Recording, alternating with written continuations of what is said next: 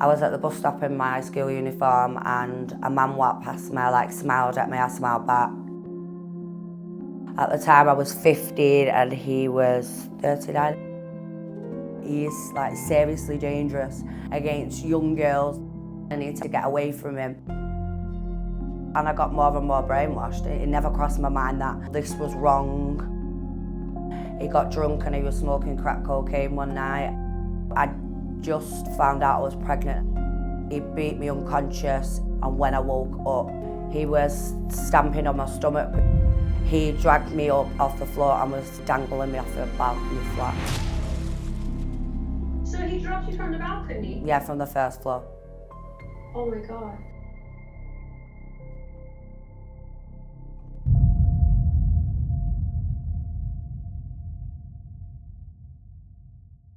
My name's Ciara Redmond, and this is how I survived a predator. I had a pretty normal childhood up until I think I was 13.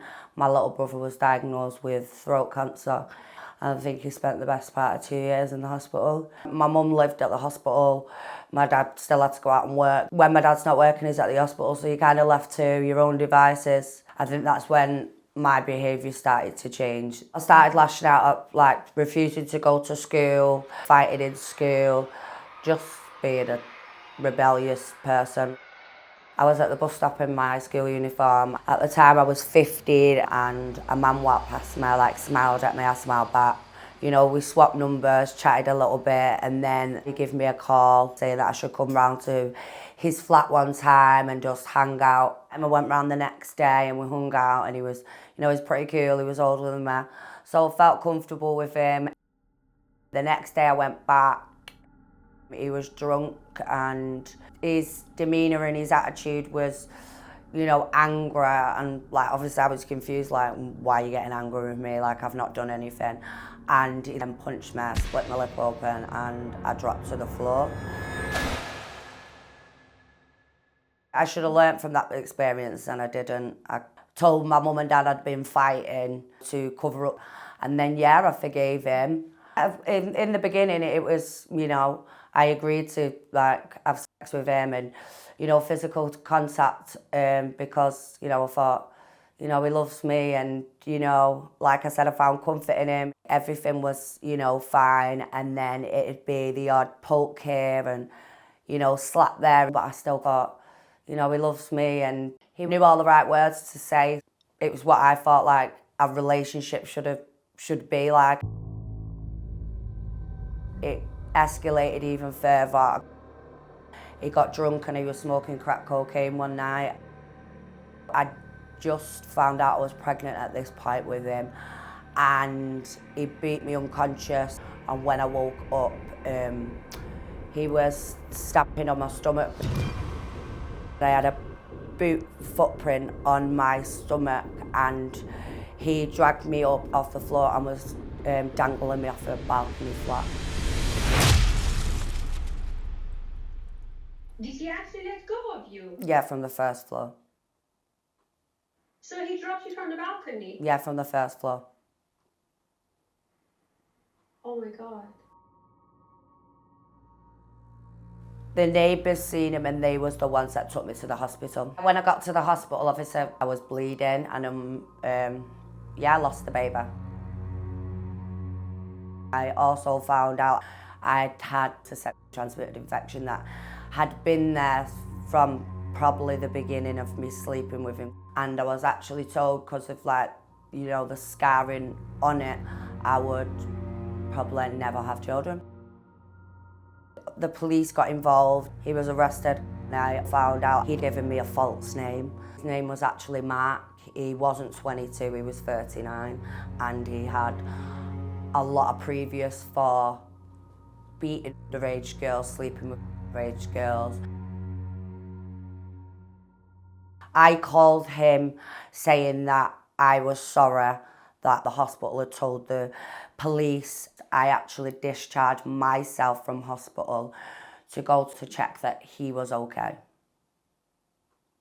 I felt the urge to apologise to him because I felt like in some way it was kind of my fault. Maybe I acted a certain way, and He told me he didn't mean to go, that far, and he actually cried and said he was sorry. So to me, it was like, wow, I've never seen him cry before. Yeah, he must be really sorry. I was still very much in love with him, under his spell.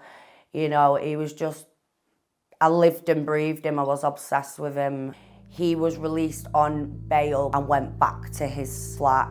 Everything was, fine for a few days, and then the slaps started again. He was calling me names. There was still incidents where, I'd get a black eye and I'd figure then out how to use makeup and, cover it up. He exploded one day and ripped the front door off and threw me on the floor, put the door on top of me, and was just like jumping up and down on the door. And I think that's when the light bulb moment went, like, he's literally gonna kill me. As the time went on and I got more and more brainwashed, it never crossed my mind that, this was wrong. I just thought maybe it was just like what couples do. I got to the point where, I knew it was wrong, but I still couldn't let him go. I met my now partner, Marv, who told me, like, what are you doing with this guy? Like, he's like seriously dangerous against young girls. Like, he sleeps with underage girls. Like, you need to get away from him. And I think he gave me that little glimmer of hope. But it wasn't as easy to just break away from Mark. He'd seen me talking to Marvin. Mark dragged me to his flat. He was calling me a slag. How dare I talk to another man? He beat me up, and then he decided to humiliate me and rape me. I went home to my parents, and that's when I said, call the police. It was the humiliation of that night that made me say, like, enough's enough. Like, I can't do this anymore. Working with the police, and because I worked with a child exploitation team, and it was them that made me realise, like, because I was like, well, why am I under child exploitation? I'm an adult, like, I'm 16, and he was like, but you wasn't, like, you wasn't at, you was just barely 15 at the beginning. So he was charged with a number of physical incidents against me, and he was charged with the rape case. The system failed me when we got to court. On the day when the trial was meant to begin, I was given an ultimatum. I can either run a trial with the rape charge, and if he's found not guilty on the rape charge, he's going to be found not guilty on all charges, or I could let the rape charge stay on file and he would go to prison for 5.5 years. So yeah, I allowed them to bully me into that. In hindsight now, if I could go back, I would have just took the stand. Because they were saying the rape charge, I wasn't underage then. So they tried to say it was a consensual sexual relationship.